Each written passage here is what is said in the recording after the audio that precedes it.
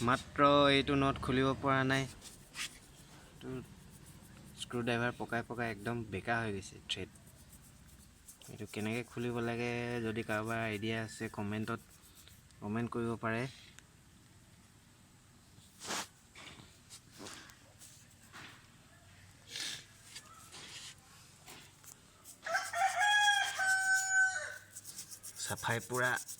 চাফাই অভিযান চলি আছে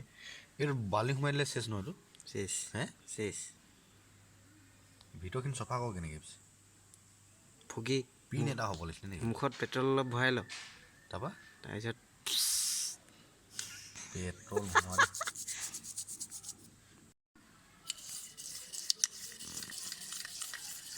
ফাৰ্ষ্ট টাইমৰ কাৰণে খুলিছোঁ ন কাৰ্বুৰেটাৰ ফাৰ্ষ্ট টাইম